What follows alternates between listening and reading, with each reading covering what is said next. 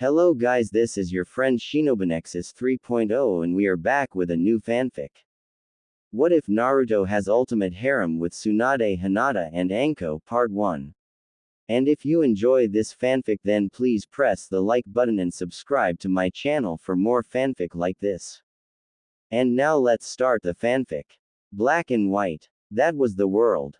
No color, no sound, no smell, just a silent picture that seemed to pass by. Naruto was aimlessly wandering around town, trying to make sense of it all. He wondered if he did something terrible wrong for all of the things that happened in the last 2 weeks. He had to have done something. Otherwise nothing made sense. But even after 6 hours of randomly walking in the soundless, odorless and colorless world, he could not think of one tiny thing that was bad enough to break him like this. He fought damn hard in the 4th Shinobi War. He would like to think that his arrival turned the tide because he was able to locate the infiltrating white Zetsus. And that just concerns the foot soldiers of the enemy army. He had helped seal a dozen or more revived people, saved more than 100 and again, that was just for the front line. It wasn't even counting the big fights, with Uchiha Obito and Uchiha Madara. And they were using the 7 fallen Jinchuriki complete with perfect control of their demon, a Sharingan and the Rinnegan. But he had prevailed. True, he wasn't able to save Kakashi, but he still visited the grave today, 3 years after the war was over. He fulfilled every promise he could remember, even bringing Sasuke back. The promise was honored 6.5 years after he had made it, but he still did it. He had brought Sasuke back after the second most dangerous battle of his life. Of course, Sasuke alone was no comparison with the final battle of the war. Though it was emotionally. But he had brought the man back to Konoha and fulfilled his promise with Sakura. The mere thought of the pink-haired girl stabbed his heart repeatedly. He had spent every second he knew the girl, trying to go on a date with her. After the war she had agreed. They had the best time. They were dating seriously for a year, nothing could go wrong. Naruto was even planning on popping the big question. It all changed in a heartbeat. It all changed 2 weeks ago, just before a romantic dinner, with a hand on the box containing the ring. Naruto had brought back Sasuke 6 weeks before. He had been detained for his crimes, but just before Naruto and Sakura were to enter the restaurant, the most expensive and romantic Naruto could find, Sasuke walked up to them. It was surreal. What was the raven-haired guy doing here? Wasn't he supposed to be in jail? Before Naruto got to ask him why he was free, Sakura let go of his hand, jumped at the Uchiha and kissed him. Not a peck on the cheek. No, Naruto could see tongue being exchanged. Apparently, Sasuke no longer wanted to destroy Konoha and was willing to rebuild his clan here, in the village that his ancestors started. Conveniently leaving the Senju clan out of the equation. He had even chosen the perfect girl for it, the girl that always worshipped him, apparently. The girl didn't even look at her blonde boyfriend when she squealed in delight that she was in the arms of her crush, and this time he didn't push her away, but actually hugged her back. He was heartbroken, he was angry, he was jealous, he was done. Done with her, done with his former best friend. Said, friend, even smirked at him smugly. The Uchiha name had gotten him out of prison by the civilian council. Because the precious remaining member of the founding clan of the village was too precious to lock away. The color started to drain from the world at that day. But all was not lost. Even if his love life was shot to hell, there was still the upcoming retirement of Senju Tsunade. Seeing as Naruto had grown into a fine young man, that has displayed tremendous prowess throughout the years, not to mention being the hero that saved the world from Uchiha Madara's plan, he was the favorite for being selected as the Rokudaime Hokage. Danzo was never instated, so he was left out of history as village leader. How wrong Naruto was. It happened just now, 7 hours ago. The Godaime was to announce her successor and all the shinobi and many of the prominent civilians were there. Naruto was giddy with excitement. He was the favorite after all. His lifelong dream was about to be fulfilled. But when he saw the barely restrained anger on the older woman's face, he started to get worried. When she gave him an apologetic look, he was extremely disappointed. But the last bit of color, sound and smell left as she announced the next leader of the village. I hereby announce that Uchiha Sasuke will be the Rokudaime Hokage. Many of the shinobi were shocked at hearing this. The major clans present wore the same look as Tsunade herself, barely concealed anger. But it didn't matter how they looked. It seemed that the civilian council had their way again and chose the precious Uchiha as next Hokage, ignoring the fact that he was a traitor to the village, had killed several shinobi and was responsible of more than one of the near-death experiences Naruto had, the hero of the village. As if that wasn't bad enough, the villagers, who were finally showing him some respect and kindness for the efforts in the war and defeating pain when he saved the village, were forgotten. He had banged up the now Hokage. He had injured him severely. He was a monster after all. He had not just lost his girl and his dream, he had once again lost his place in the society he had nearly died for 100 times. Sakura walked up with Sasuke, clinging to his arm, and the Sharingan wielder gave him another smug smirk when he accepted the position. He would be instated next week, to let the current Hokage finish her running projects and give him time to settle in. The shinobi who were going to shout in protest had whipped to the side when they heard a single person clapping, and many of them hung their head in pain when they saw Naruto clapping. His face was pale and devoid of emotion, but his eyes had said it all.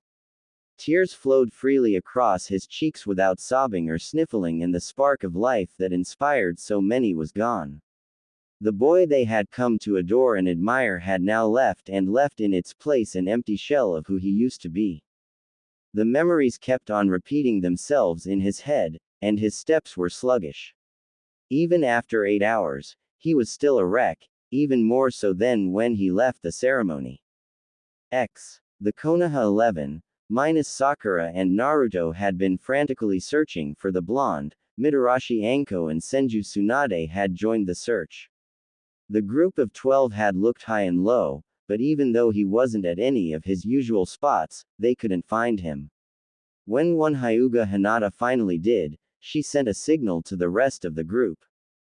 Naruto walked on ahead, with no real destination or purpose in mind, but he soon found 12 people in front of him. He saw their mouths moving, but couldn't hear the words. He saw Tsunade and Hinata stepping closer to him, but he couldn't see the usual bluish or blonde color of their hair. He simply moved his head to his side in confusion, before asking in a monotone voice what they were saying and what was wrong. Tsunade and Hinata cried when they saw the lifeless boy. It was just too much. Tsunade tried to explain that she had really tried to name him, but the civilian council wouldn't allow him to be the next Hokage. That the civilians outvoted the shinobi on the matter. Neji, Hinata, Choji, Shikamaru, Kiba, Ino, they all confirmed it. They had been told by their family, who all had seats on the shinobi part of the council. Naruto told them that it didn't matter. And with a flash of yellow he found himself at his house. He went to sleep. Maybe if he woke up in the morning, he would find out it was all a dream and none of it all happened. He would wake up with Sakura in his arms. They would walk up to the ceremony where he would be named Hokage. His life never did go as he wanted, for when he woke up the next day, he was still depressed. He still felt betrayed and he was getting angrier by the second. He got up for a shower, but everything went on automatic. He barely registered the scorching hot water that pelted against his skin. He barely registered the rough towel that he used to dry of the last remnants of water. He was out of his house and walked towards the graveyard. Maybe spending some time with his parents or his perverted teacher or even the Sandaime would break him out of this spell. It did, but only a little bit. It only angered him more in the end, when he looked at the names of the people who sacrificed their life to protect Konoha. He felt as if the village betrayed the engraved names, by selecting a traitor for the metaphorical throne. He kept on staring at each name. Tears fell when he thought about his fallen family. His real parents, his godfather and his grandfather, the last two never actually were related by blood, but their role in his life was nothing less. It was a strange thought, when he out of nowhere saw that in a way they all had something to do with Fuinjutsu. All of them were a master, 3 of them died using the most powerful on. He decided that it might not be a bad thing to learn some on his own, to honor them all at the same time. A long walk to the library later, he entered the new building. He was already used to the glares that he was getting, so he simply walked by the front desk and looked up a book about the art of sealing. It turned out there weren't that many of them, but he did finally find one. It told of the basics and how symbols worked. And what the possibilities were. There were basically no limits. The people that were considered masters of the art never got the chance to experiment a lot due to circumstances and a lack of time. He chuckled at the thought. With his cage bunshin he could easily counter that. Someone walked by him, bumping into him on purpose and knocked the book of the table. Naruto simply ignored the prick of a man and picked up his book but stopped halfway when he read one of the passages on the open page.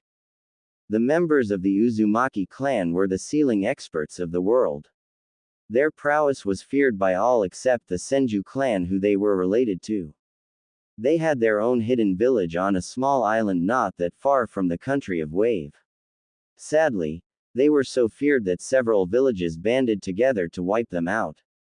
Fortunately more than one of the villagers escaped, his mother being one, that much he knew. He wanted to see the place he decided then. It took him less time than his trip to the library to reach the Hokage's office. Tsunade was surprised to see him, but was glad all the same. When she confirmed he was at home asleep yesterday, only then did she allow herself the time to nearly drink herself to death.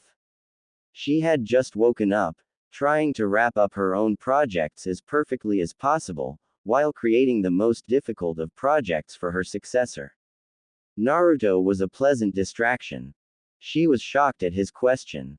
He wanted a sabbatical. She was sad to say that he couldn't get one, because he already had one when he left with Jiraiya on a 3-year training trip.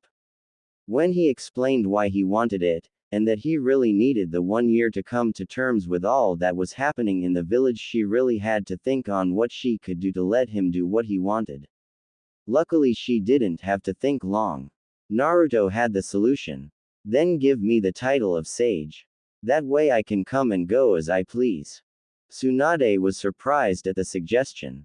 She wasn't sure if it was possible. On the other hand, why shouldn't it be? She became a senin when she studied under the elder of the snails. Jiraiya became a senin when studying under the elder of the toads. The same was true for Orochimaru, who studied with the snakes. That was just after the 3 of them were titled Sannin. Naruto had studied among the toads and he was at the very least a battle sage. He has been undefeated for the past 6 years.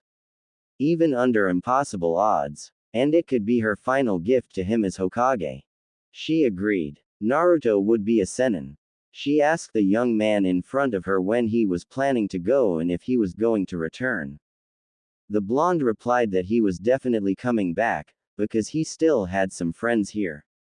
He didn't know what he might do after that, but he would definitely return after his trip. Tsunade was sad to see him go, but she understood. His girl stolen, his dreams crushed and even his deeds were ignored. He was betrayed by the very village he trusted. If he would leave the village, so would she had nothing besides the blonde here anyway.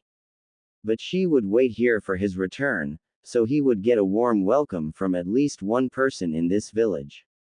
Hinata was just as sad as Tsunade, though she wasn't aware yet that Naruto was planning to leave for a year. But for her crush to be broken like this, she felt her own heart shatter. And it wasn't only Naruto that was affected by this new development, her father was livid as well. The Hyuga clan was one closest to nobility and they valued honor and propriety as much as they valued strength. For a deserter of the village, who had to be dragged back to the village, to be chosen as the next leader of the village all because of his family's name went too far even for the tight-knitted clan of Dujutsu wielders. Her teammates, Aburame Shino and Inazuka Kiba, whose parents were both on the shinobi part of the council, had reported their mother having the same reaction. Hinata was trying to come up with methods of cheering up her crush, but couldn't think of anything. She was surprised when out of nowhere, the subject of her thoughts stood in front of her.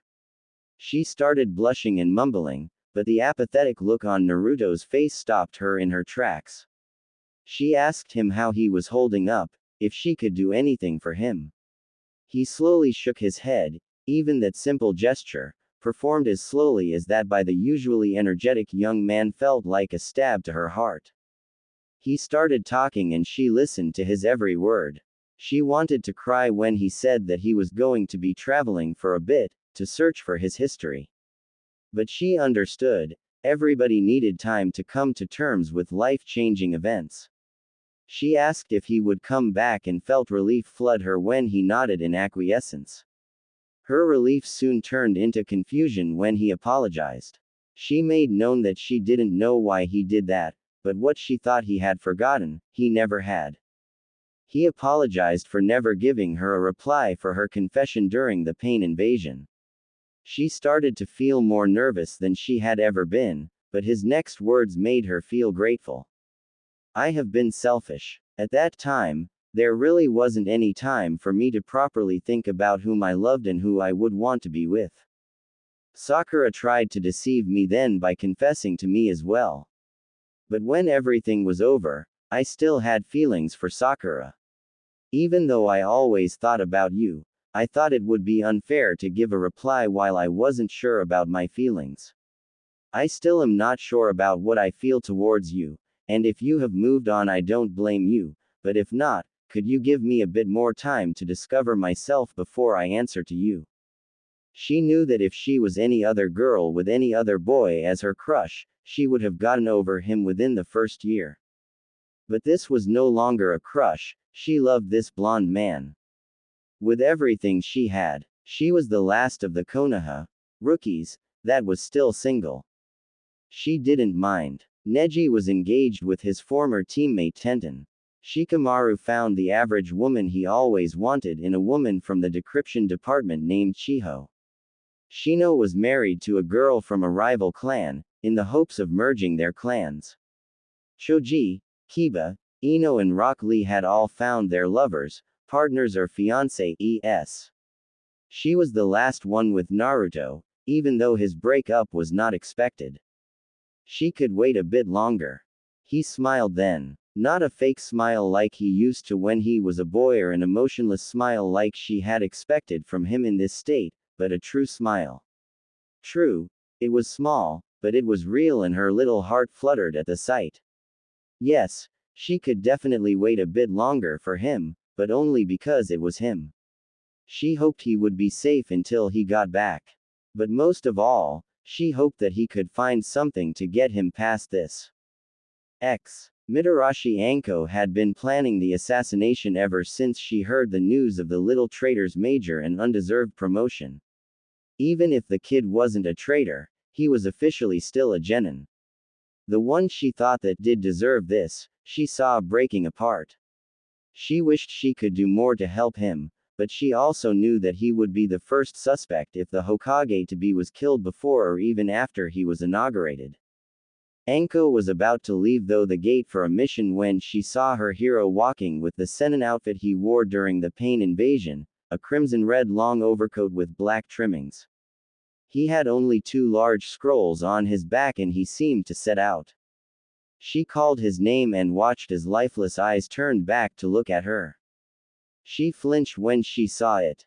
Anko could still remember the day he saved her from Sasuke's former subordinates.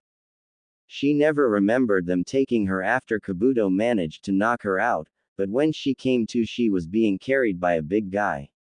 She had no concrete idea of what was planned for her, but she was too drained of chakra and stamina to be able to talk, let alone move. There was a glint in their eyes which shook her body with fear.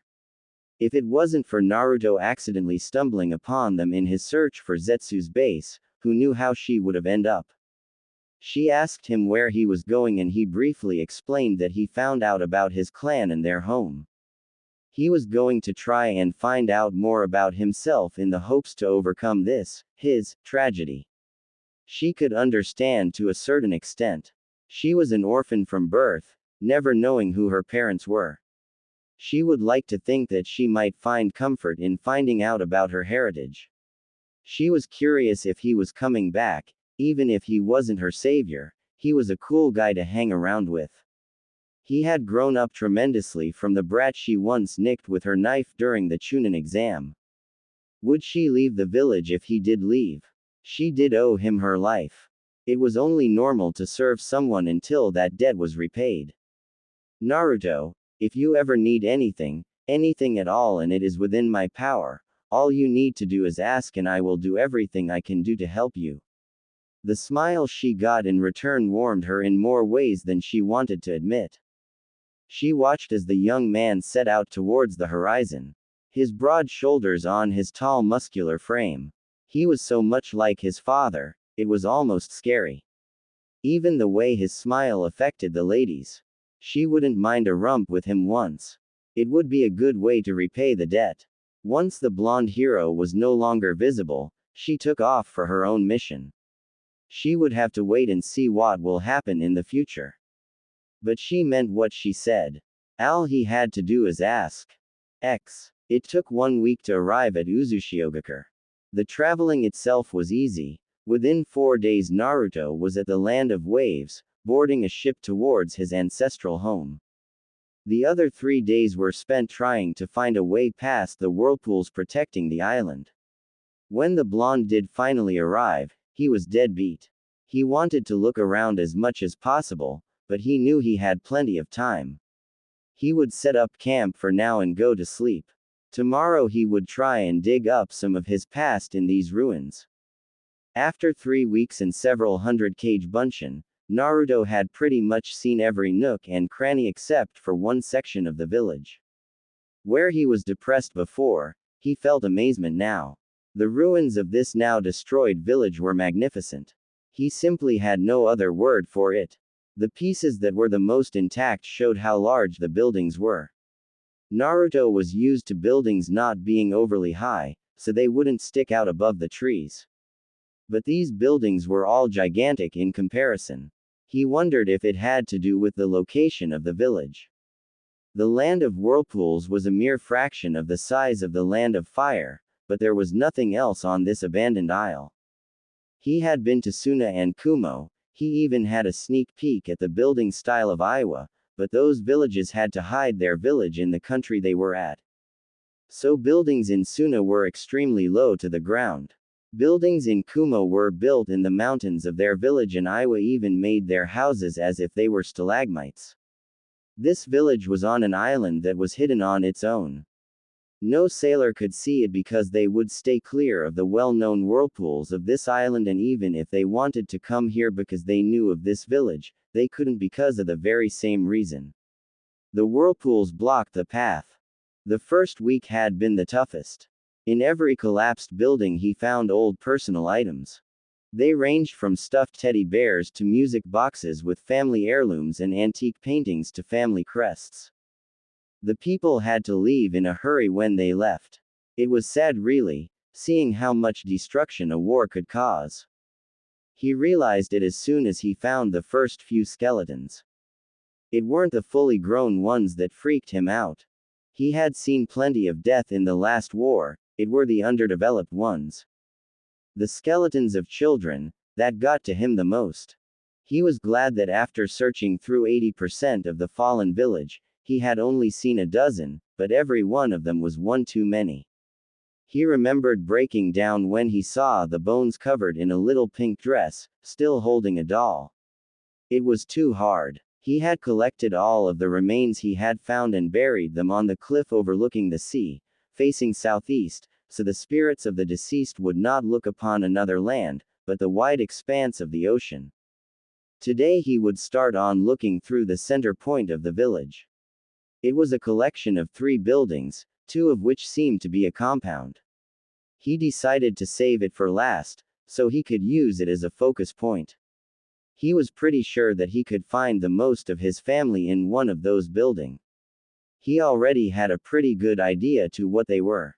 The middle of the three ruins was most likely the main office for the ninja forces. From what he could see, it would probably have been 3 to 4 stories high and was round in design. The way all the main paths in the village led to it, it couldn't be anything else but some kind of administration office. There was only one major administration that a ninja village needed: the office of the village leader, the mission bureau and civil service. Since Uzushiogakure was inspired by Konoha, it wasn't a long shot to expect some of the layout to be similar. The Uzumaki clan was the main clan in this village. They were the founders and they were the strongest. It was recorded in every bit of wisdom he had found so far. Diaries, journals and the few history books that remained. He briefly wondered why there's so little books around. He hadn't even found something that would have resembled a library. In any case, seeing as the Uzumaki clan was as prominent as the Hyuga or Uchiha in Konoha, it wasn't that strange to believe they had a compound of their own.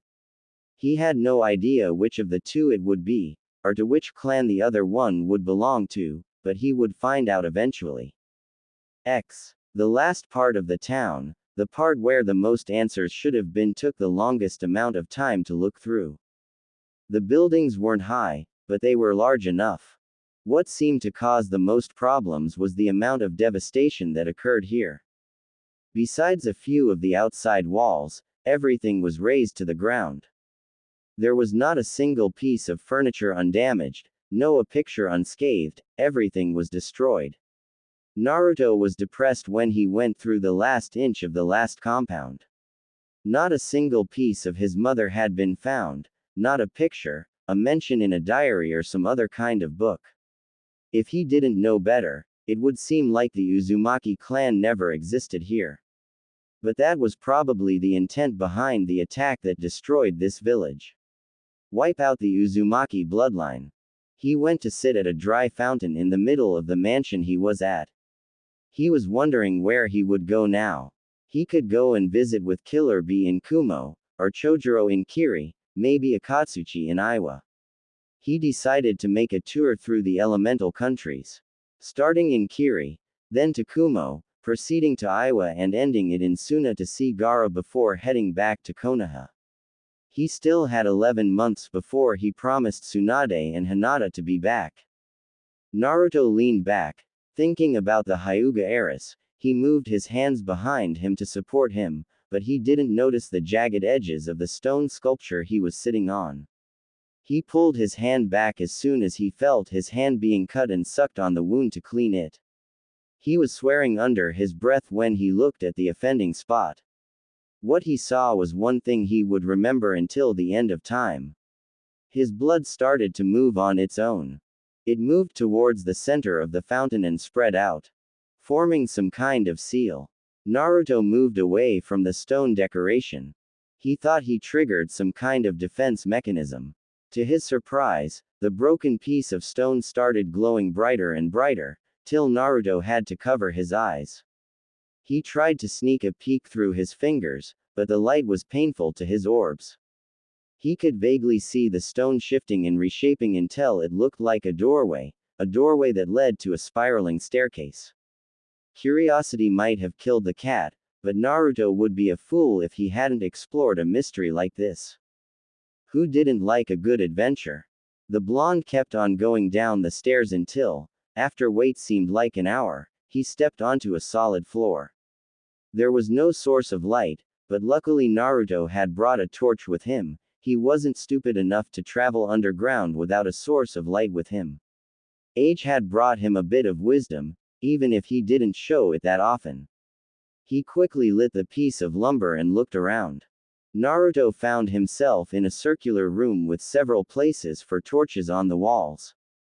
There was one passageway directly in front of him and nothing else in the room. He sent a Kage Bunshin back upstairs to try and find as much pieces of wood that could function as a torch. He would need lots of light around here if he was going to look around. It took 2 days to look around the compound he just finished. Who knew how long this secret cavern would take? As he and his clone split up, Naruto slowly walked towards the corridor.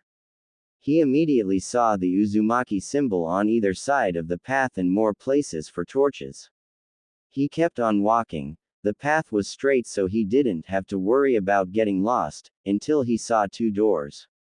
He moved his hand over a small metal plate next to the door on his right, trying to wipe away the thick layer of dust that had settled, and found the word, history, written on it. He blinked once and then some more and grabbed the doorknob to open it. He felt a pinprick in the palm of his hand. He looked at it and found a small smudge of blood on it. He turned toward the doorknob again and saw it glowing, before opening itself. He came upon a room that was filled with bookcases.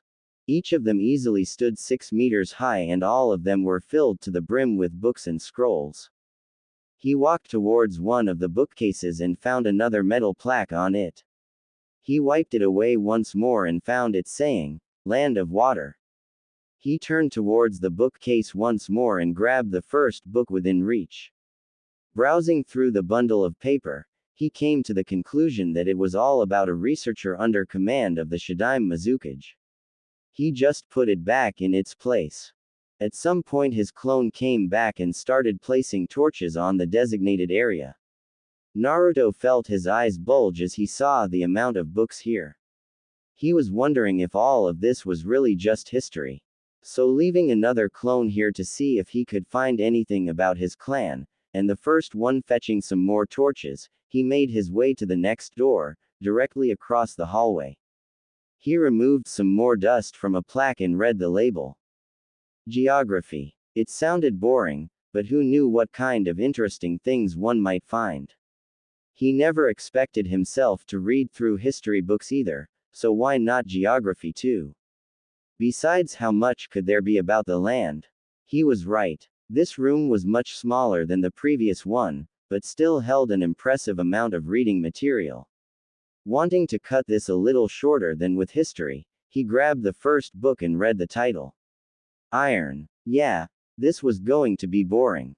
He walked back to the hallway and looked what else could be found. He came from the left, so he turned right. He came to the next set of doors and cleaned both of the plaques before looking at the labels. One read, Bujutsu, and the other one Seitaijutsu. He was surprised to see the 2 forms of martial arts here, so he eagerly opened the first door to unarmed combat. He was already getting used to the familiar pinprick every time he opened a door. The new room was just like the previous ones and held a bucket load of books. He briefly wandered through it, but he had a suspicion that he wanted confirmed. He would explore every room, just to see how large the spaces were, if there were any other doors within the rooms. So after that he walked to the Bujutsu room. Like before, there were several cases. But the difference was that every bookcase had a weapon hanging over it. He walked towards the closest one, not wanting to spend so much time on it, and grabbed out a book from the cases that had a bow staff hanging above it. Like he suspected, there was a style illustrated and explained on it. Now he really wanted to see if his suspicions were correct. The next set of doors proved it. Genjutsu and ninjutsu. He hit the jackpot. He skipped the door of the art of illusion. He had always favored ninjutsu over everything, even ramen. This room was laid out exactly like the others, bookcase after bookcase. It resembled the Bujutsu room somewhat, seeing as every bookcase held a symbol of some sort above it. He had to reach to see what it was, but it turned out that they were symbols of elements. He really had found the jackpot. He had to refrain himself from jumping into the scrolls and books. Instead, deciding to explore a bit more. Now that his assumptions were correct, there should be one more room. By this time he had several clones walking around, lighting torches in every room or searching for interesting information. Once he was done exploring, he would make a ton of copies to look at all the ninjutsu scrolls and literature. Naruto continued the path down the hall until he came to one last door. The hallway didn't branch or anything, this was the last stop, the door that contained the art of his ancestors, Fuinjutsu. He made his way inside and he was shocked to see that this room was easily twice the size of the ninjutsu room. He let his hand glide over the various scrolls and books and tried to catch a glimpse of some of the titles. He let his eyes rest on a title, he didn't know why, the title just seemed to scream out to look at him. Fuinjutsu. Restricting the physique 3 feet. Naruto wondered out loud. He opened it carefully. He didn't want to damage his family's treasures and browsed to the pages. His eye caught something again. He could almost swear it was the Kyuubi that was making him look at it. He looked through the chapter. And smiled the most evil smile one would ever see on him. His clones had finished placing the light sources everywhere and he could see the vast expanse of knowledge everywhere. He turned around once, twice, 3 times but still kept on turning around. He laughed for the first time in the last couple of months.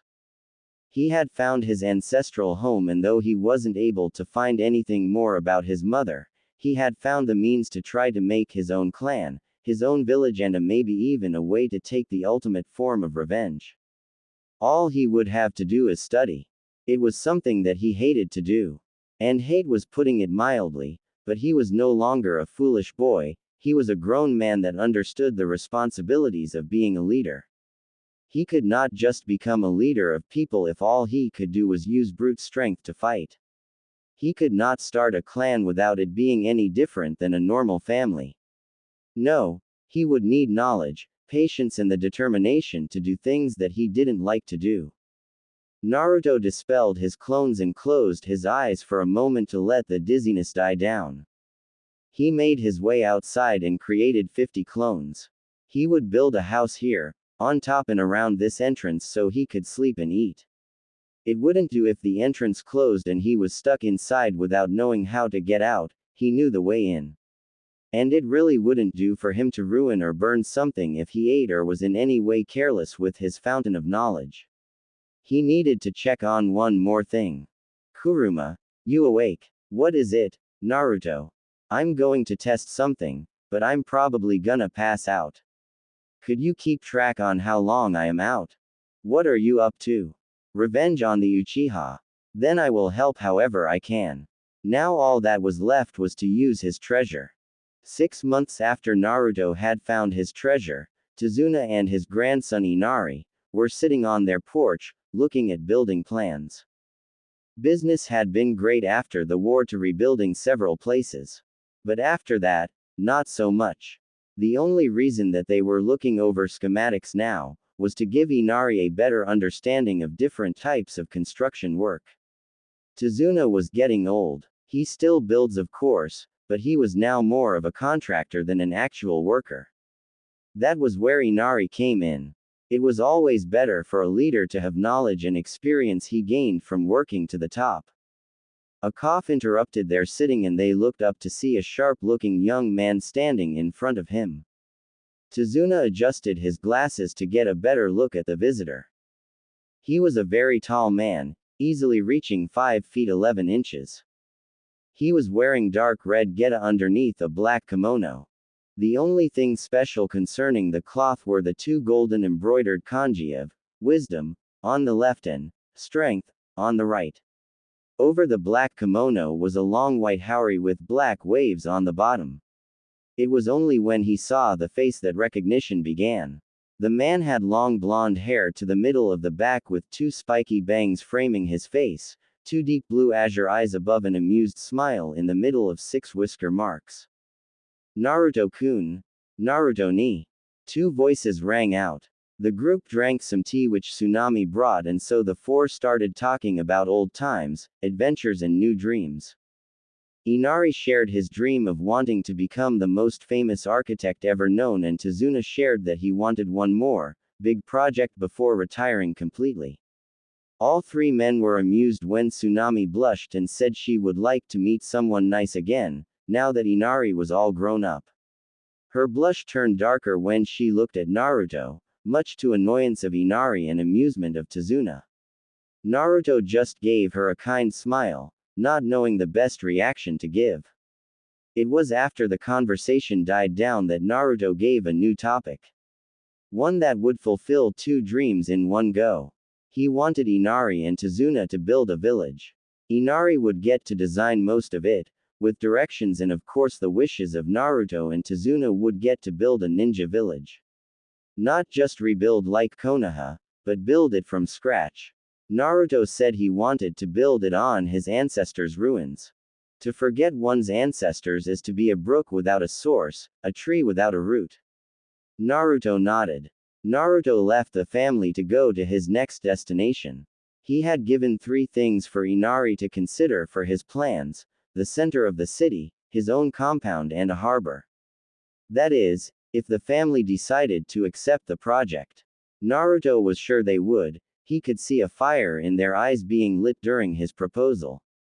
He said he would be back in 2 months for an answer. If he was correct, they would start planning right away. The 5th Mizukage was having a small rampage because of yet another friend of her getting married. She only halted when Chojuro came in with a tall blonde man. She recognized him immediately. Who didn't? The two greeted each other and had a short talk about the happenings of the world and the well-being of Kiri. The Mizukage was not just known for her prowess in battle and her ethereal beauty, but she was quite a sharp woman as well. She saw that there was something her guest came here to do, and without beating around the bush, she asked him about it. Did you know that Uchiha Sasuke has become the Rokudaime Hokage? That sentence was all it took for Kiri to break their alliance with the village hidden in the leaf. She would probably never be able to understand why a village would instate a traitor that has fought to doom the world as the leader of the most prestigious of ninja villages. She had not forgotten her own fight with the Uchiha before the war started at the Cage Summit. But she still didn't know why the boy was here. Was he here to ask for help to commit a coup? Her second question was answered straightforward. He came here to see if she would come to Konoha's aid if there would ever be an attack against them. She had said that as long as the corruption was so deep in the ranks of Konoha, she would not be able to trust them. And those you do not trust, you do not support, especially not in their line of work. His request halted her thoughts for a moment. He asked permission to rebuild Uzushio. She didn't understand at first. She was not yet born when the land of whirlpools was destroyed. So with a brief explanation he said he would leave her to her thoughts, that he would have a bite to eat. He would come back in 4 hours to see if she had made up her mind. True to his word, Naruto returned 4 hours later, with a happy smile and a toothpick between his teeth. He looked at her expectantly, but made no sound in question. He just waited to see if she had any questions, waited to see if she had any remarks, and waited to see if she had an answer. She had all 3. There weren't many questions or remarks, but based on his replies, she would have an answer. What would they plan to do for work? Seeing as whirlpool was uninhabited, she asked for possibilities for war. She noted about dangers of building a new village, and she noted about the dangers of a clan. Terumi May was a bit insulted when she heard her guest laughing after she was finished with her barrage of questions and pointers. But after he gave a short, almost too short, answer to any points she raised, she settled down. She had one final question, before giving her approval: what would the blonde do to Konoha? His answer was annoying. That's a secret. She gave her approval. This young man was not the brash boy she saw during the war. His answers were satisfying, so why not? The blonde showed his foxy grin and he disappeared, leaving a tiny vortex behind as soon as he got his answer. Even while he already left, she could hear his words: see ya soon. Killer B, the Jinchuriki of the Eight-Tailed Demon, was just finished with his newest concert tour. The tour took him to 2 whole restaurants that wouldn't mind him showing his Anko rap to the customers. To say he was a bit disappointed would be an understatement. But he would continue to try and show the world what his musical art was all about. He rapped the last part of his lyrics and waited for any sort of applause to burst out, if there was any. He didn't expect any, but one can always hope. It was for that reason that he and, without him noticing, the rest of the audience were looking for the source of the enthused applause that sounded from somewhere in the back. The Jinchuriki of the eight-tailed octopus, Yuki, strained his eyes and almost removed his glasses when he saw a familiar figure. He recognized the blonde hair and blue eyes, but the black kimono with golden kanji, the white haori with black waves and the dark red geta made him doubt about the identity. The clapper of hands didn't have the normally accompanying headband protector that should be there. When his nickname of Old Man Octopus rang out, all doubt was gone. The two brothers in arms let their fists meet in a sign of amity and their way to silently communicate between demon containers. The people watched in amazement as the tall bulky men and the taller lithe man went from expression to expression without saying a word. There was only one other man that had seen the two communicating like this, and he was currently in Konoha. The two fists returned to the side of their owners and both left. One with a vortex in his wake and the other with a bolt of lightning. The two individuals stood in front of the door to the Raikage's office, as Mabui started at the sudden arrivals. Naruto wondered how many more women would blush at the sight of him, but shrugged it off when she moved in front of them. He did look a little bit though when there seemed to be an accentuated sway in her hips and a slightly lower than normal bow to show them in. He was a warm-blooded male after all. The two men waited for only a minute so that I could finish up with his trusty weights.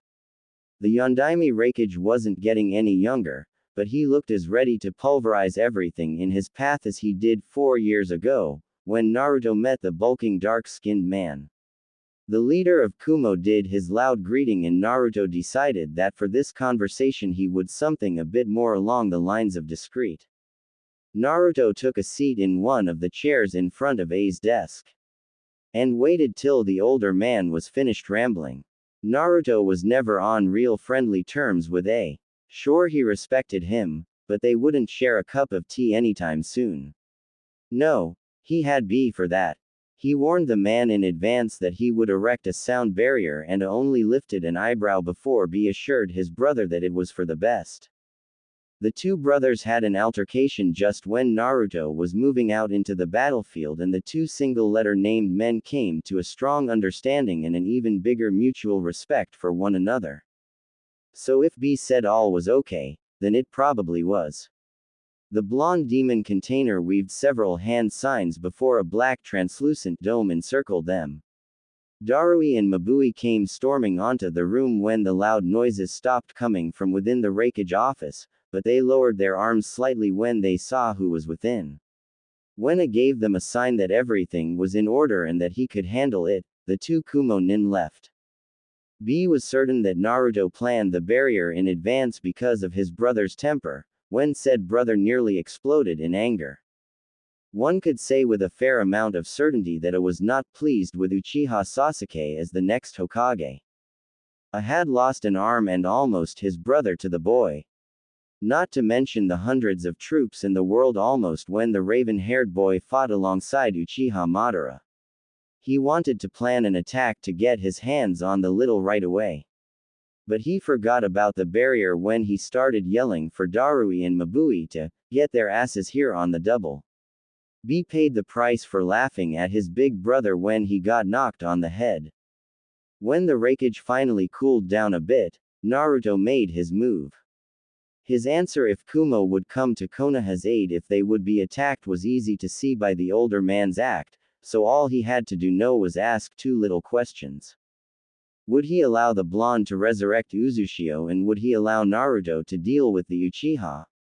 He gave as much time as he had to Rumi-Mei to think about everything and said he would be back in 4 hours to hear his reply.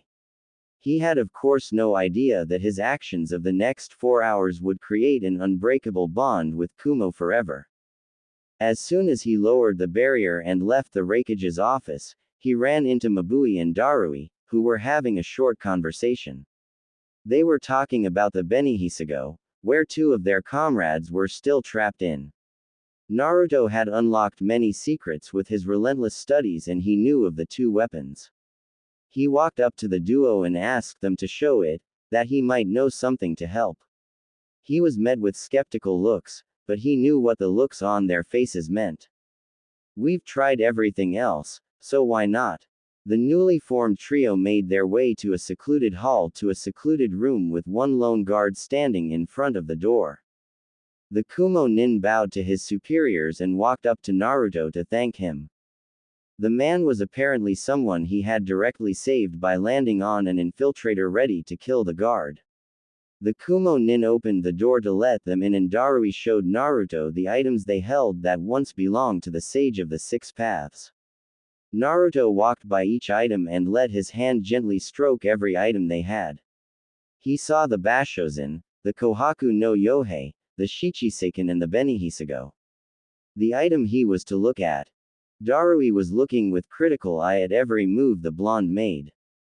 These were treasures of Kumo after all, and no matter how legendary their guest was and no matter how much he had done during the war, he is and never will be a shinobi of their village. Darui downright refused to leave when Naruto requested it of him. He would definitely not leave this room without taking the blonde with him. Naruto gave him an ultimatum: some privacy or his friends. It took Mabui to drag the eye-covering man out. Neither of the two had any idea what was going on inside and they had to fight their urge to take a peek. They started when the door opened and Naruto let them back in. Their eyes went wide as they took a look at several skeletons, the Kokenjo and more importantly, Samui and Atsui. The two siblings were out cold and were rushed to the hospital as quickly as possible. Darui took a hold of the Kokenjo, which was worn by Kinkaku during the war and was supposed to be inside the Kohaku no Yohei. Darui almost demanded to know why Naruto knew how to handle the famed tools of the mythical sage, but an infuriating grin was his reply. Can you show me where the best ramen is found? When the appointed time after 4 hours came, I was sitting with the most expensive bottle of sake in town and some equally expensive bowl of ramen. The blonde's love for the delicacy was as famed as his strength, so when the Raikage found out that the young man had freed 2 of his best junin and one of the most treasured items of their village, there were only a few options to choose from to repay the debt. He granted Naruto the possibility to start a new village on his ancestral ground and he was allowed to handle Sasuke, while he watched. He did want to know 2 things. What would he do to Sasuke and how did he operate the tools? He said the answer to the latter was a secret. Naruto left Kumo to go to the final person to see before heading home, leaving the Raikage and his brother rolling on the floor laughing after having the first question answered. There was no village in the world that welcomed the blonde Jinchuriki as the village hidden in the sand. The people adored him there, the children worshipped him there and the elders respected him there. The reason was simple: he had saved their village 3 times. He saved them from Orochimaru's deception during the sound invasion, he had given them the most capable, honest and hard-working Kazekage since their founding father and he had saved that Kazekage from the clutches of death itself. In other words, he could do pretty much everything and they would still kiss the ground on which he walked. He doesn't want that, of course, but that was just their sentiment put in mere words. The Kazekage sat with his siblings in his office waiting for his best friend to come in. He had known the blonde was coming as soon as the young man stepped into the desert. Gaara's control of sand was godlike and told him everything he wanted to know by just touching it. He let a nearly imperceptible smile settle on his face as he watched how the people treated Naruto. If he knew how, he would have laughed out loud at the blonde's reaction to the attention.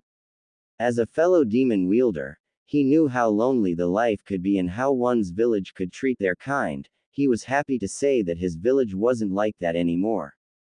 When the last Uzumaki entered the office, he greeted his friends and was getting tired as Tamari gave him a seductive smile. He figured it must be because he looked like his father, who was rumored to be even more sought after than Uchiha Sasuke was when the raven-haired was still an academy student.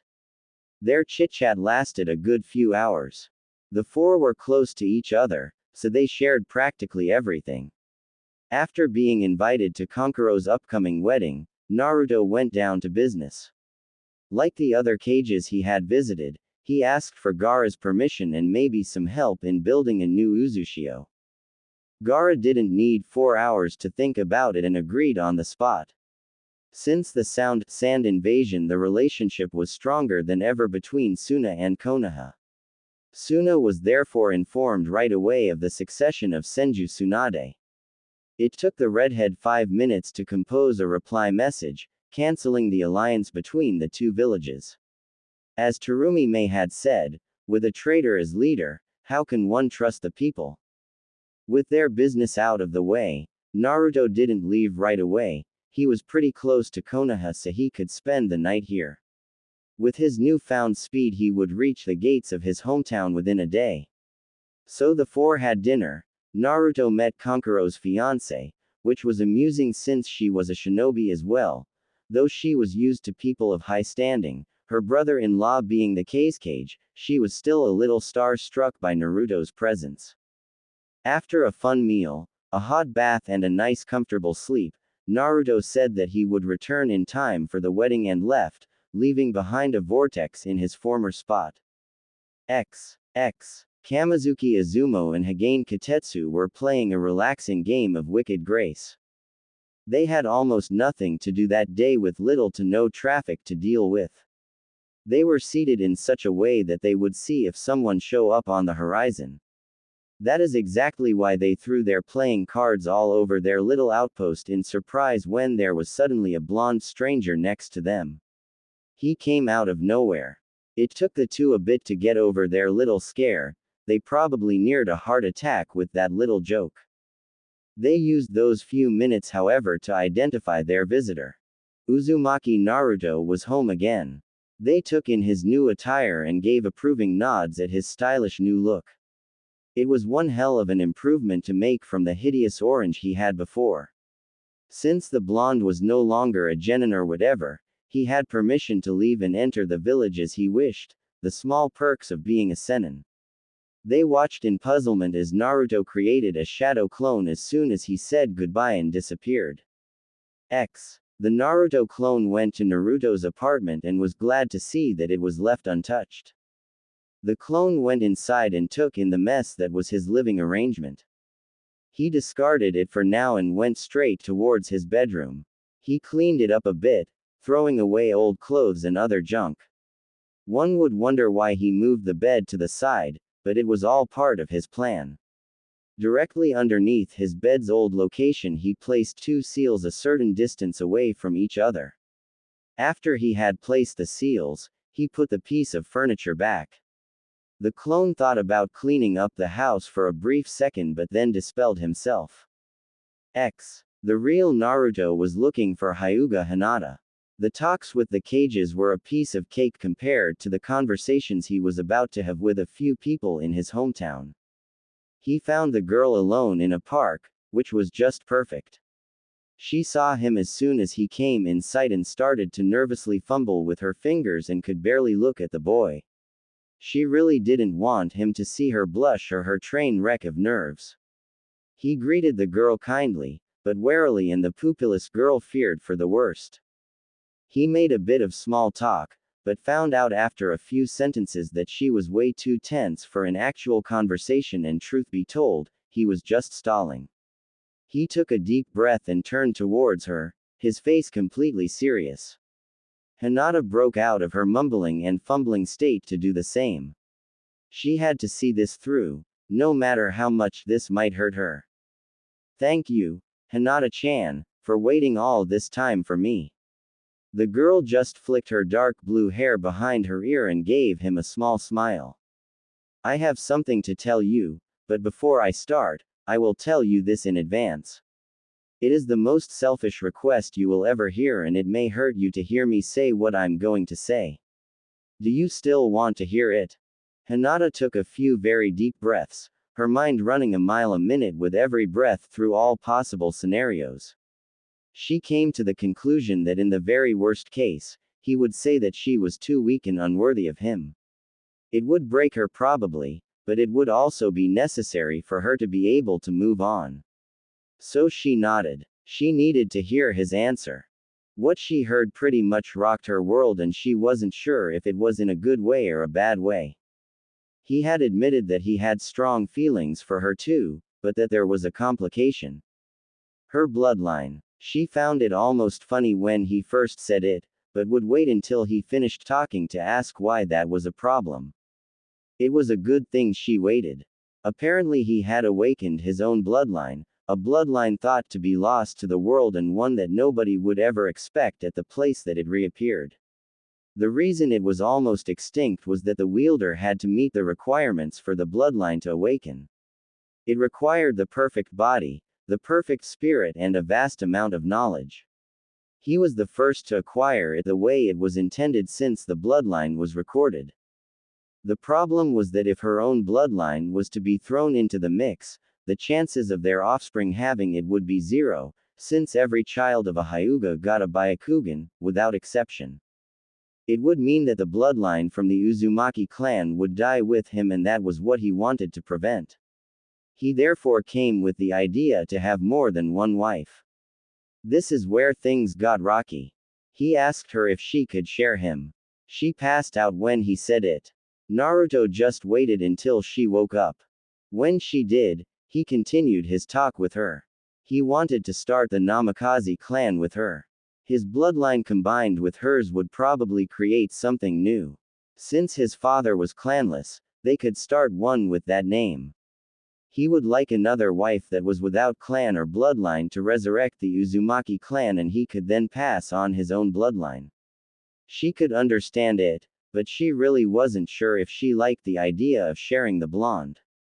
But she would let him finish. Naruto also informed her of his plans to recreate the village of Uzushio. That needed a bit of explaining since Uzushio was practically erased from history. She had to say that she was interested in it, more because how passionate Naruto talked about it than the actual history part of the story. He ended his story by saying that he had a plan in the making, but that he would only let her in on it if she agreed with him. He made sure she understood it wasn't personal, but for her safety, so she wouldn't be held accountable for anything that might happen in the future.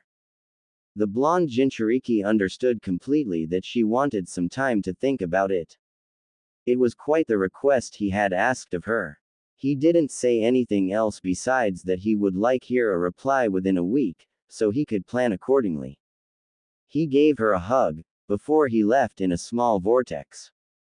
Hinata remained slightly dazed, trying to process all the information she had just received. Was she really willing to do this? Abandon her village to join Naruto and actually share him with another woman? Or women? He mentioned one, but what about his plan? She had heard about the Clan Restoration Act, and it stated that a surviving clan member can have up to 3 to 4 wives to restore his clan.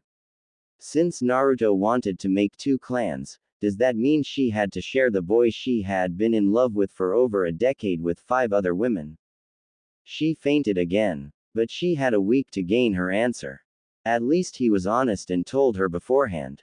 He gave her time to think about it. And she would use every minute of it.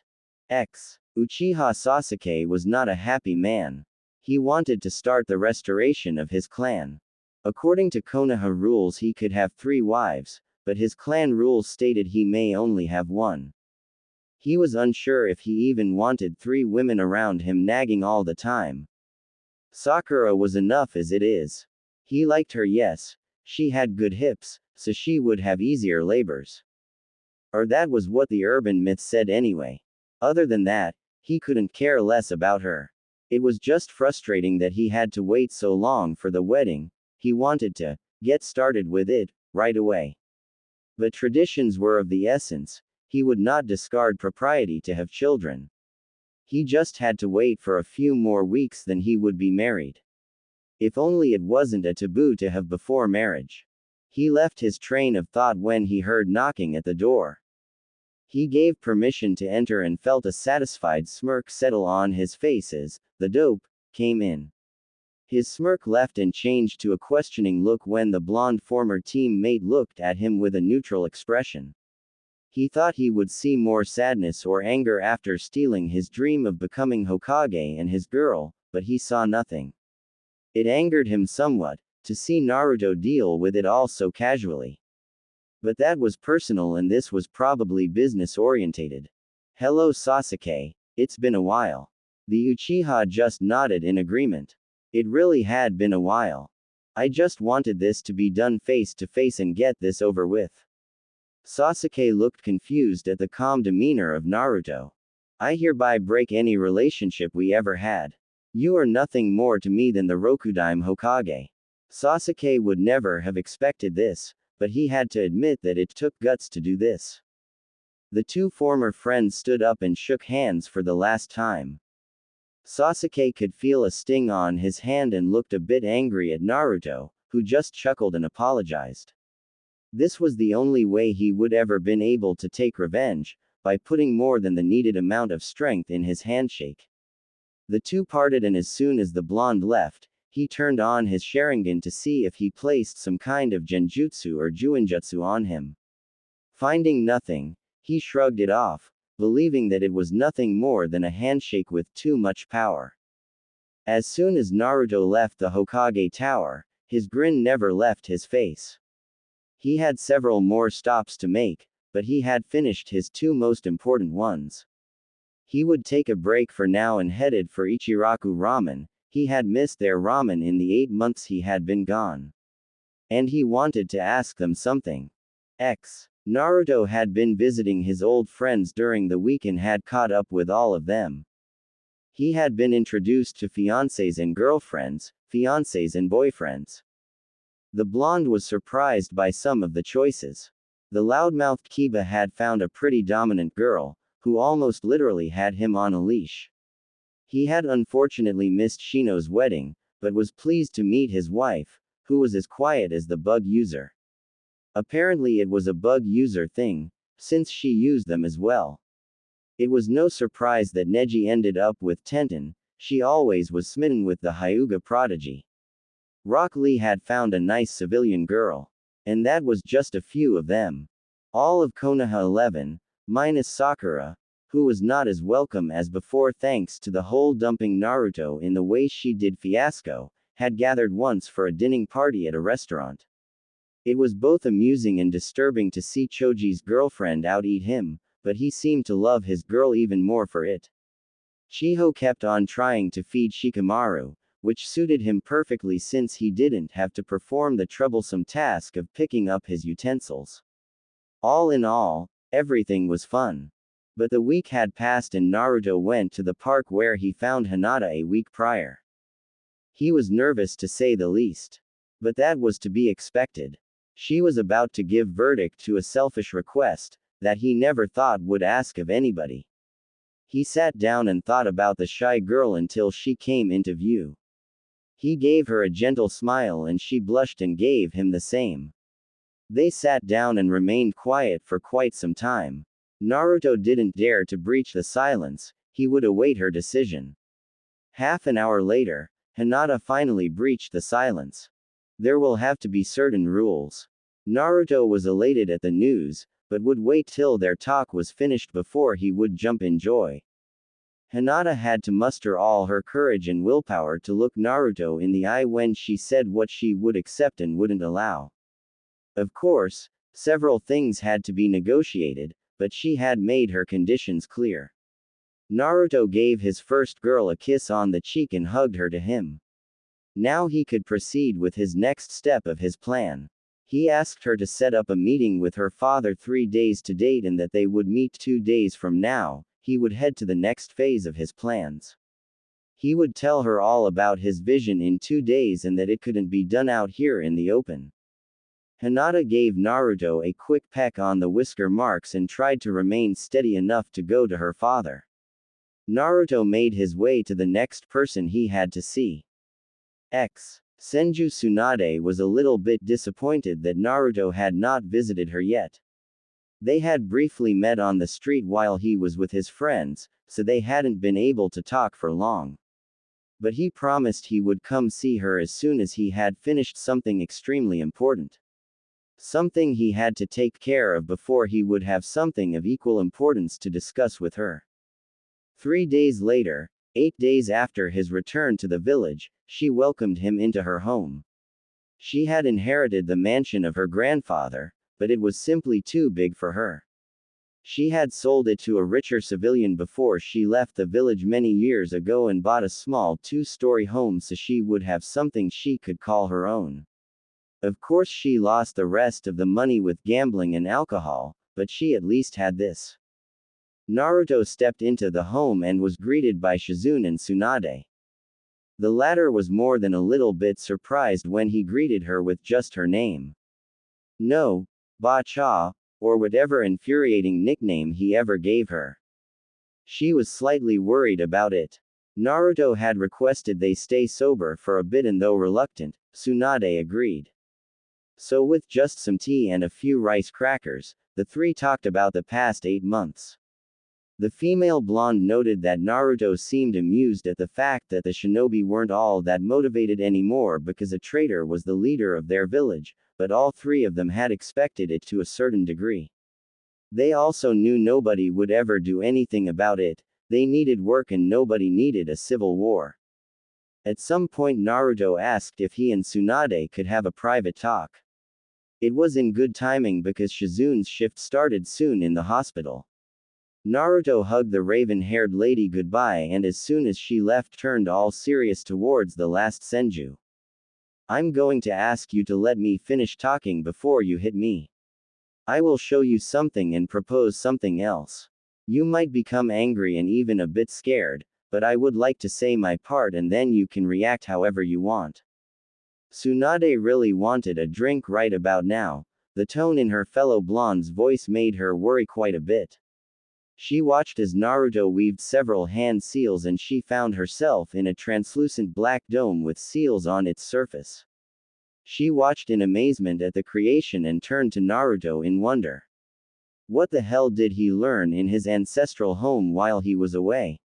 She braced herself for his demonstration and proposal. Naruto had to get the scary part out of the way first, so he closed his eyes and went into tailed beast mode, which surprised Tsunade for a moment, but she had seen it in the battle against Madara, so she knew what to expect. The major surprise, however, was when he reopened his eyes. The Senju heir slightly backed away in horror as she saw the orbs. Naruto deactivated his tailed beast mode, but his eyes never changed.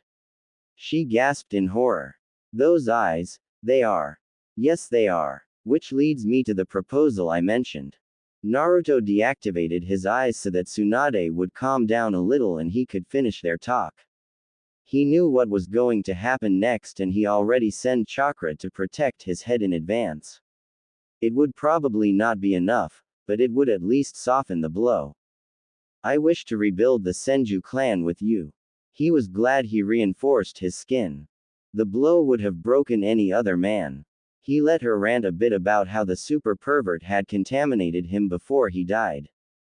And that she would make sure to beat it out of him. He didn't move, flinch or say anything until she was finished. Now that he said what he wanted, he pulled out an expensive bottle of sake he had bought in the country of rice. She had been sober when she heard his proposal, now she could have a drink. And drink she did. He had to stop her from drinking too much. He wasn't finished just yet. When she gulped down a few big swigs, she returned to listening to the young man in front of her. She was curious as hell to what he was going to say. So she kept the bottle in her hand, prepared for the rest of this talk. She didn't drink a drop afterwards. He had raised some interesting points. The Senju clan was indeed going to die with her. She had always wanted children, but when Dan died, so had her lust for life. By the time she realized it, her chances of having children had died when her menopause began. She had regretted it, but accepted it in the end. But Naruto was giving her another chance. It was an awkward chance in every meaning of the word awkward, but did the benefits outweigh it? His whole plan of Uzushio was amusing enough, but she really didn't care. She had already made up her mind to leave the village if Naruto would. Shizune had not really built something for herself here, she was just not interested at the moment, but unlike Tsunade, Shizune was in her mid-30s, so she had time to find someone. So Shizune would most likely join her. Naruto left her to her thoughts and told her to come to his apartment tomorrow if she was interested in hearing the rest. He had everything figured out, he said. She was glad he left the bottle. At a peaceful dango shop, one Mitarashi Anko almost choked on her treat. She was looking at the reincarnation of the fourth Hokage. The wet dream of every woman that wasn't. And probably even them. She wondered how the hell somebody could change so much in less than a year, but in the end she really didn't care at all. The boy was standing before her and she was letting her eyes feast. Naruto was starting to get the hang of all the attention he was getting from the opposite, so he would just give her a moment before he would say anything. It took him longer than expected, but after a few minutes he bought 20 skewers of dango and asked the purple-haired woman to accompany him. Following the snack, she almost wiggled her imaginary tail at the thought of 20 free dango sticks. The duo made their way to Training Ground 44, Anko's favorite place in the village. Nobody ever came here of their own free will besides her. After getting the third skewer, she remembered to be suspicious about the isolated location, but soon forgot to think more about it when Naruto waved the fourth stick with sweets in her face.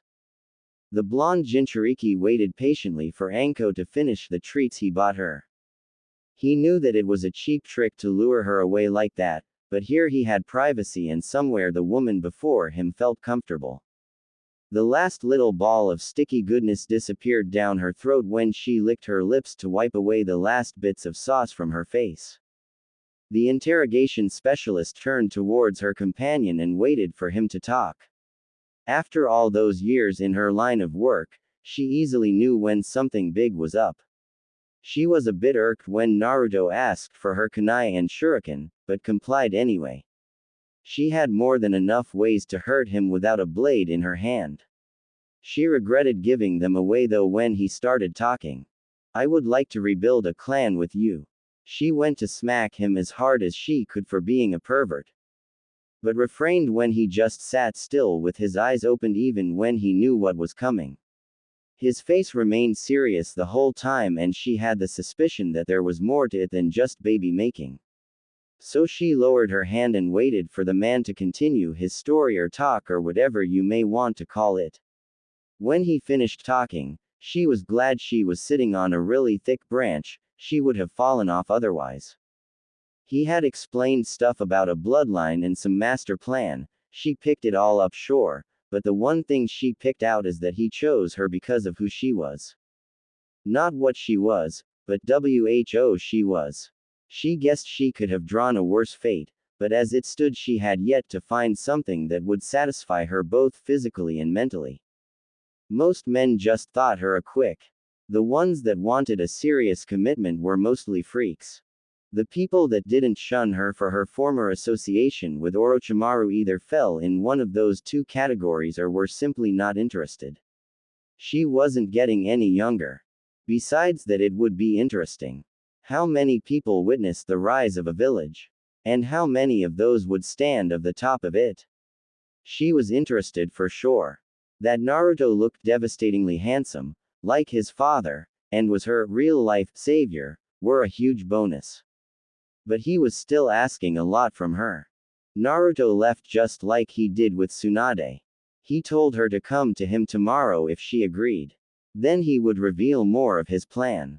This was a lot to process, even if he bribed her with dango.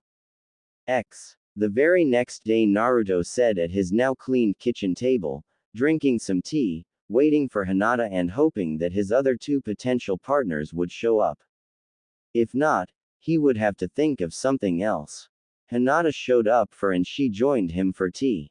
They had a nice slow conversation about the weather and some silly new gossip in town.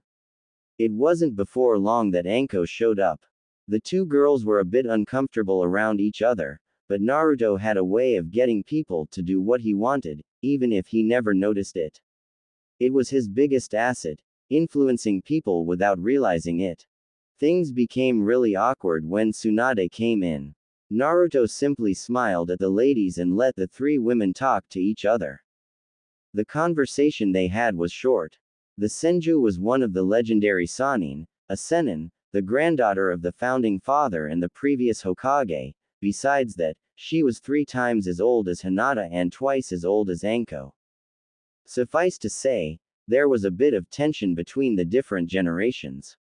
Naruto had explained the most to Hinata, but only mentioned other women to Anko and Tsunade, so the 2 older women were highly surprised when they saw each other. But like before, Naruto eased the tension quite easily. He asked the ladies if they were sure about it, that it was not too late to change their mind. But the chances they were offered were worth it. Naruto took them to his bedroom, which led to 2 knuckle-cracking women and 1 blushing girl, but that faded when he moved away his bed and revealed the 2 seals he placed there when he came back. He placed Hinata in the middle of the seal on the left and told her not to move and take 3 steps to the left when he was finished. Anko and Tsunade blinked several times when they saw Hinata disappear in a black and white blur. Naruto motioned for Anko to come over and did the exact same thing, and after that with Tsunade. He then stepped on it himself. The 3 new arrivals to the ruins were watching in amazement as they looked around at the fallen village. Naruto arrived there immediately after Tsunade and waited quietly to let them have a moment. When they turned back to him, he asked them to follow him. The ladies did as he asked and entered after him into the only building standing. Building was a bit of an exaggeration, it was a cabin with a bed, a fireplace and a fountain. They wanted to ask him why he had a fountain in here, but they looked worried when he grabbed a kunai from within his sleeve and cut into his palm. The 3 women watched in amazement as the blonde man placed his hand inside the fountain and the thing lit up like a bonfire. They shielded their eyes, not unlike Naruto had done, but they didn't witness the shifting of the stone, they just looked surprised to see an entry after the light faded. Naruto led the woman down the stairs and with a flick of his fingers, torches started to light the circular room they were in.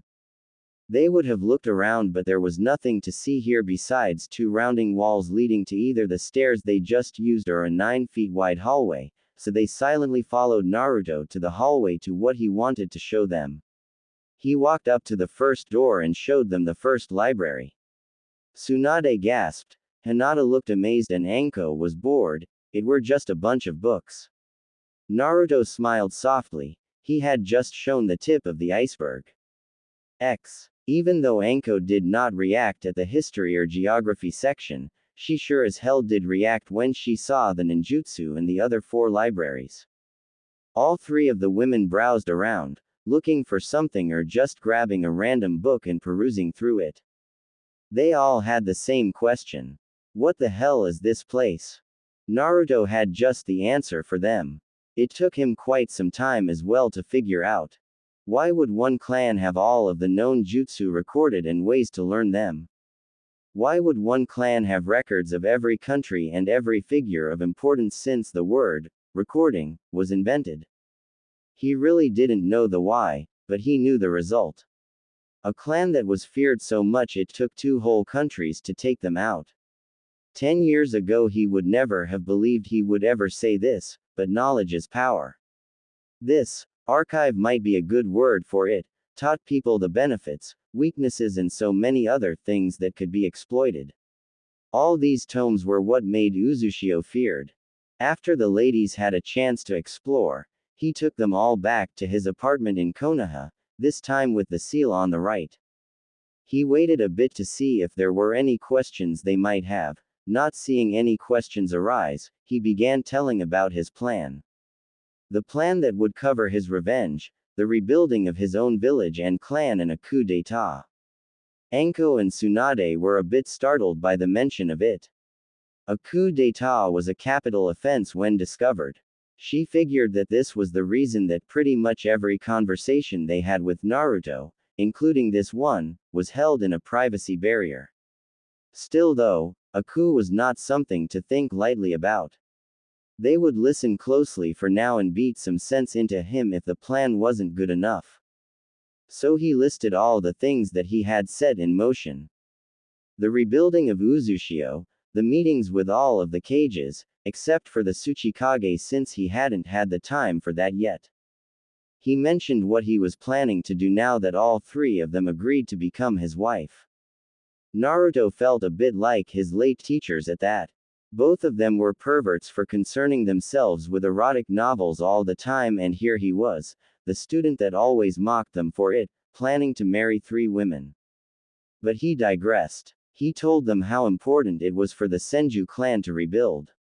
He told them what he wanted to do with the Hyuga clan and why he would go to them first. He made sure to assure both women about his feelings for them. He didn't want them to think they were just a baby production unit to him. He, honest to everything he cared for, loved them. He really did. He noticed that Tsunade had lowered her hand again and Hinata gave him a small shy smile again. Safe. X. The evening had been a long one, filled with questions and answers. The women making certain rules about what they were comfortable with and what they absolutely wouldn't allow. Most of the latter was pointed at him instead of each other. He just smiled and accepted pretty much every condition they had. The next morning was interesting. Hinata had told the blonde that her father would expect excellent manners and would hold a tea ceremony, as he did with every meeting of importance. So both Hinata and Tsunade had spent the early morning drilling the blonde Jinchuriki in propriety and what was expected of him during a tea ceremony.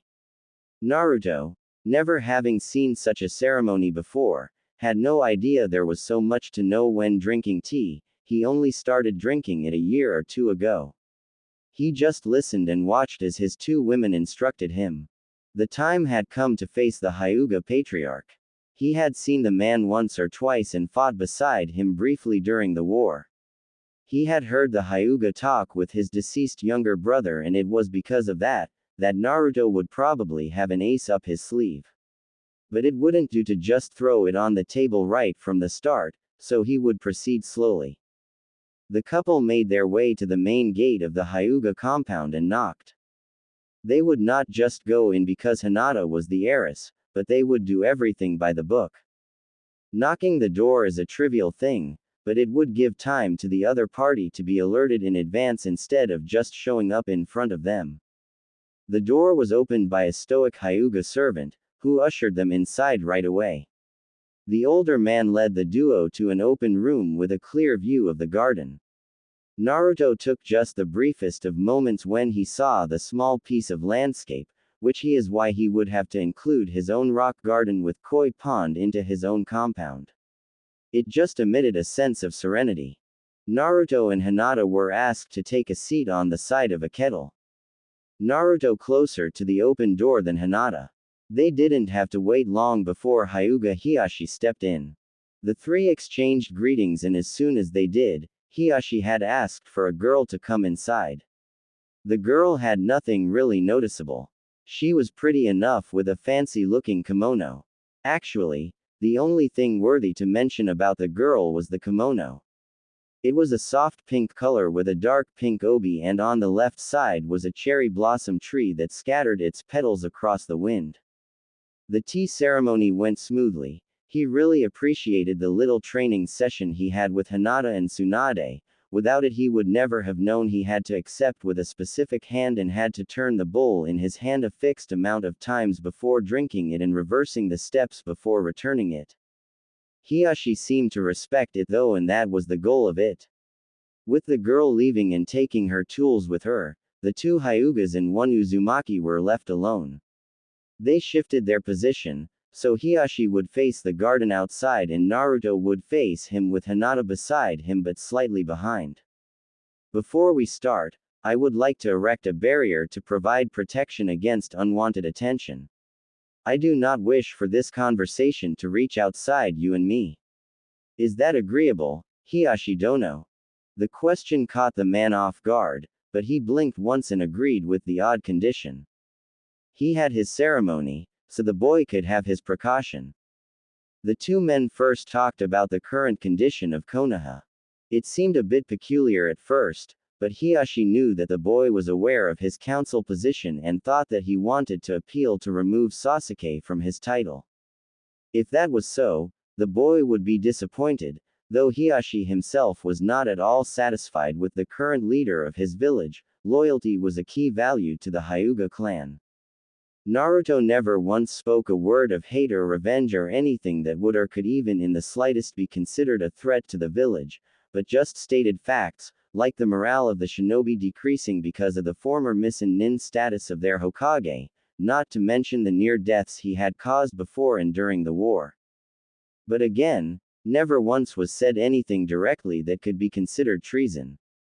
Taking a brief opportunity of the privacy he rarely had, he agreed as he had witnessed the swing in mood of his own family members that were enlisted.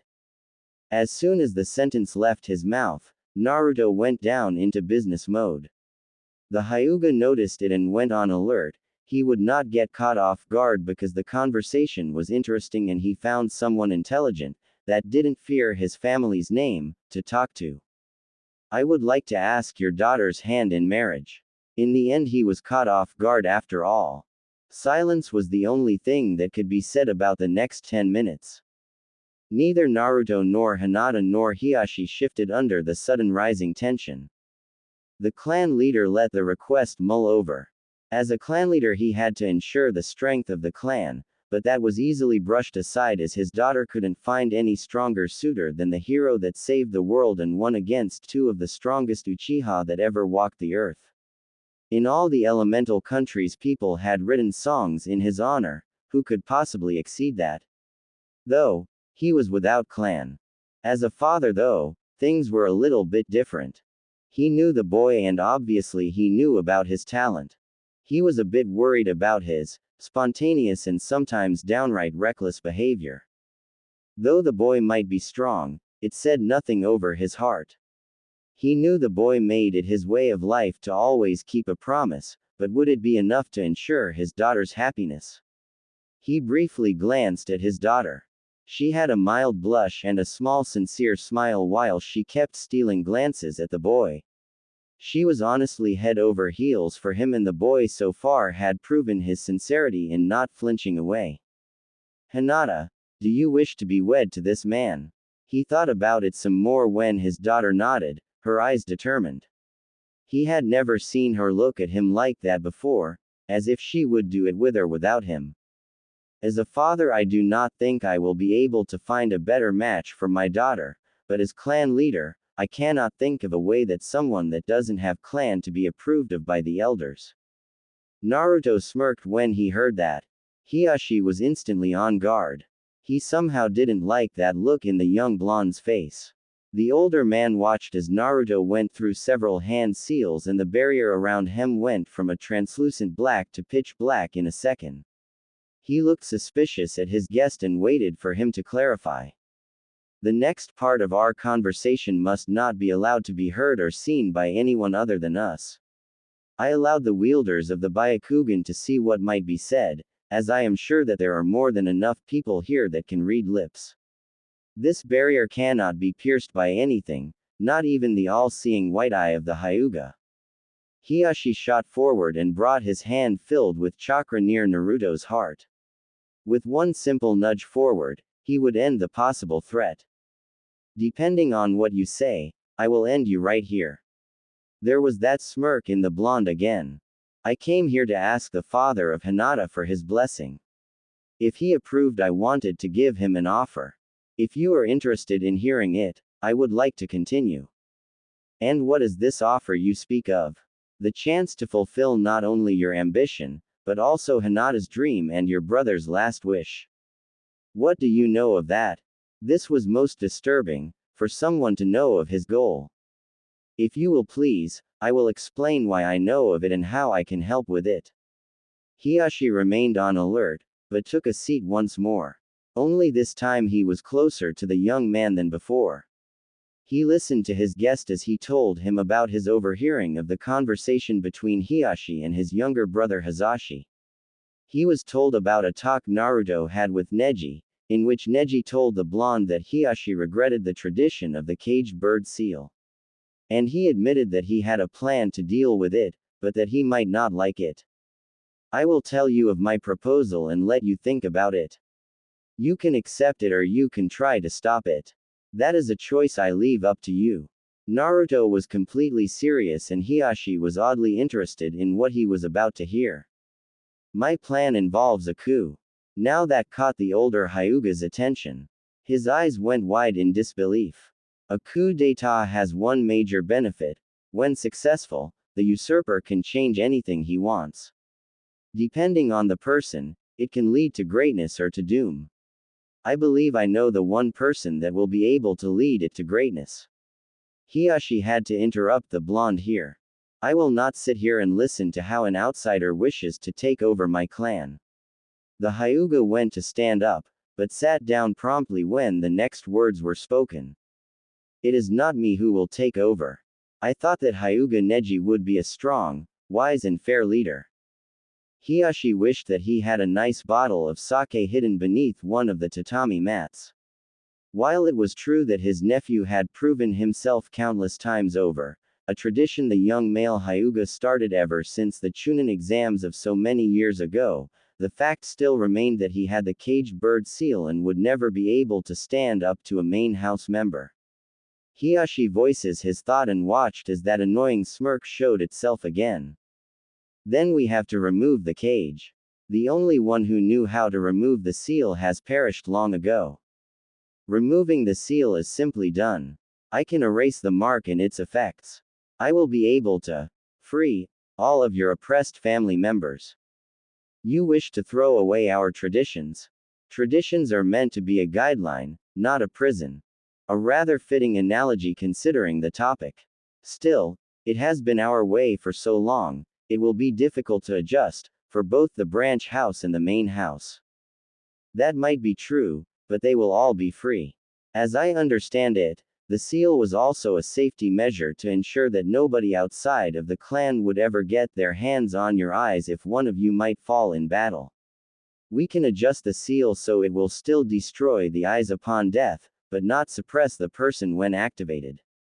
That would keep our tradition in stand of branding a member of the family upon the heir's third birthday as well as the safety of our family's bloodline. Hiashi was letting the suggestions run freely in his mind. He had two more questions, but he wanted to make sure he had covered things that would cause the most problems. A coup was one thing, but if it was the cause of continuous takeovers after that, their family line would go extinct in a matter of decades. I have two questions. Hinata is the heir of our family, why not let her take over? Why Neji? Because Hinata will start a clan with me. Before you ask, I have my own bloodline, but since mine is rare but still present, it will create changes in her bloodline, creating something new. And I wouldn't be able to make my own family with her but would be continuing hers when we have children. Hinata had to fight hard not to pass out at the mention of her and Naruto having children. Neji on the other hand is a strong shinobi, a wise leader and a calm man. Those qualities are needed to lead well. He is also of the branch family and will therefore be trusted by them, instead of them believing it might be a trap. What would be the case if the heir of the clan coming to them to join her cause and he is a well-respected Junin in the eyes of the main house members, so acceptance will be relatively easy.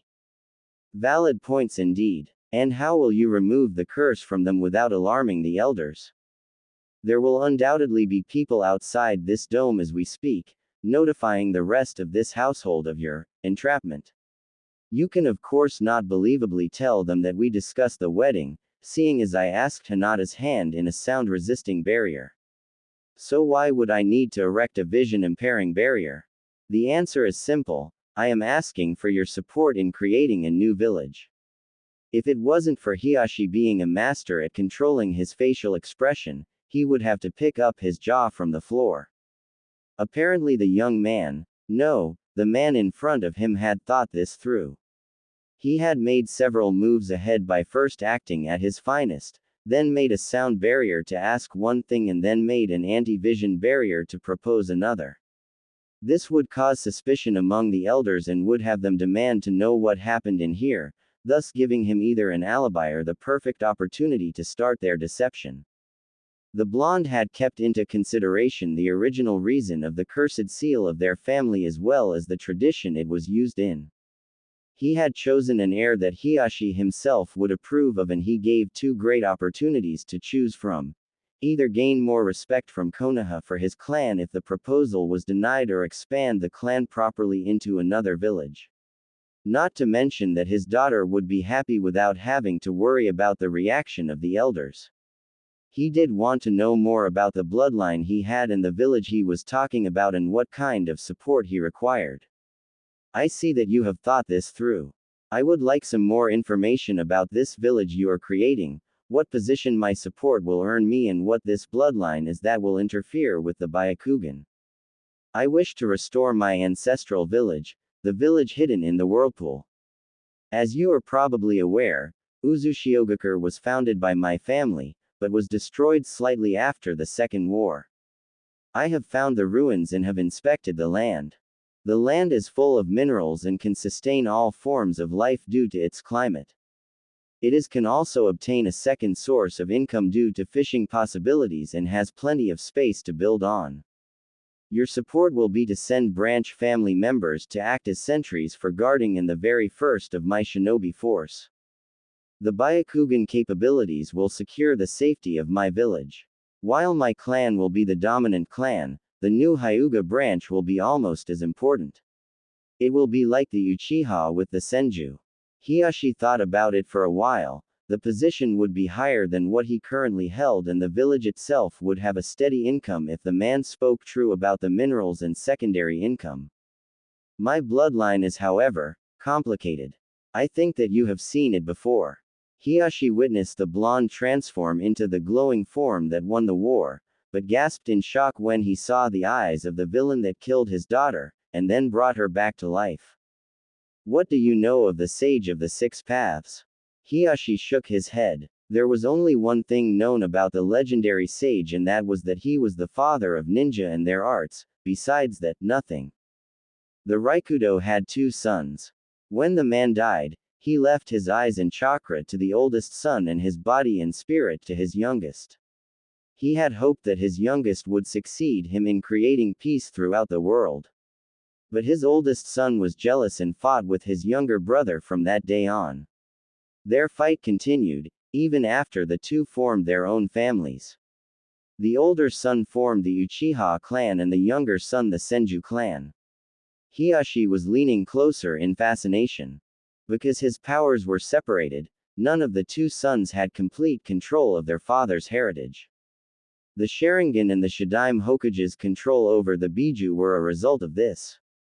If the two sons would have access to the other's part of the inheritance, they would have the Rinnegan, the Dujutsu that allowed the wielder to create something out of nothing. The Senju and the Uchiha were constantly at war with the other, but love finds itself in the most inappropriate of places. Eventually there were members of both clans that fell in love with each other. But since they were denied by their own clan, they eventually started a new one. The Uzumaki clan. By all means, the first child born could have had the Rinnegan, but the Dujutsu required the perfect spirit, perfect body, and something else. I did not know I had any of these aspects. I only know of it because it was something that Uchiha Madara said when I asked about it. He had awakened the eyes himself because he had the perfect eyes and chakra, and when he implanted himself with the Shadaime's DNA he had gained the perfect body and spirit. But even though I had both, mostly thanks to the Kyuubi inside, I missed one component, knowledge. The Raikudo knew everything there was. And that was how he himself gained his eyes. So when I studied, it started to awaken. It is safe to say that the very first children of the Uzumaki clan missed one of these traits, but did have a good body and chakra, causing them to live longer than average people. So that is why the Uzumaki clan was also called the clan of longevity. Naruto nodded. Hiashi saw everything falling into place. Why Madara was as strong as he was, or why the eldest elder could still clearly remember the fights the founding clans of Konoha had with each other while the old man couldn't even remember what he ate the day before. It even explained why Naruto would be able to get rid of the caged bird seal. Who knew the limits of the most powerful Dujutsu that belonged to the most powerful man that ever walked the earth? The Hyuga Patriarch sighed. This would be a great chance to obtain several things. He would finally end the curse that befell the branch members, something he had been trying to do ever since he witnessed it happening to his brother. He would gain a higher standing for his clan, albeit in a different village. His daughter would be happy, while he wouldn't have to deal with the council. He would be a fool not to go along. There is nothing I can think of that you haven't covered yourself. How will we proceed? Naruto smiled kindly. He opened his jacket and pulled out a bottle of expensive sake. Hiyashi looked like it was a gift from heaven before he schooled his expression, somewhat. You will send branch members to my village, to help build it. Most of them do not follow the orders of the Hokage, so there shouldn't be much of an issue there and your council should be happy with it since it will raise the clan's standing. They are assured of their loyalty because of the cursed seal so they don't have to worry about that. When they are gone, Neji will soon follow. He will have to desert Konoha for a while. What? That boy's loyalty to our village is unshakable. He will never go along with it. Besides, his fiancée lives here. He will not betray Konoha. For my ultimate plan is to restore it to its former glory. The village has fallen since the old days. It was strong and proud, but now, the civilians have too much say in the matters of the shinobi. The Hidden Leaf is and always has been a ninja village, but we let the civilians gain too much power and now, we cannot revoke it. If they would have instated any other Hokage, I would never have minded, but to name a traitor to our village to lead it. It is too sad to even put into words. And what do you plan to do about it? You cannot lead two villages. Hiyashi stated. Taking over a clan was one thing, taking over a village of shinobi was completely different. I will rebuild the Senju clan. This time Hiyashi's jaw actually dropped. How? Let me worry about that. I will lead an attack on the village. But if everything goes according to plan, the attack will cause no casualties among the civilians and shinobi. There will be only one death and that will be the Rokudaime Hokage. I plan to take Sarutobi Konohamaru with me and train him. As soon as we are ready, we will take over the city and have him instated. Then we can reorganize the political structure without having to deal with the rules. The villagers will accept Konohamaru because of his lineage and as soon as the first Senju heir is able, he or she can take their rightful place as Nonodaime Hokage. Seeing as about that time the now young Sarutobi will be ready to retire. By that time Neji will be back in the village, leading the Hyuga because his coup will take place during my invasion. You have thought about this a lot, have you, Naruto Dono? Yes, I have, sir. Will you give me time to think about all this? I can give you 2 days. I have to arrange several things and most of them are influenced by your decision. Very well. Come see me again at dusk in 2 days' time. Hinata and Naruto left right after that. Hinata noted that her father seemed interested. Naruto was happy to hear that. In 2 days' time, he would have the answer and was expecting a positive reply.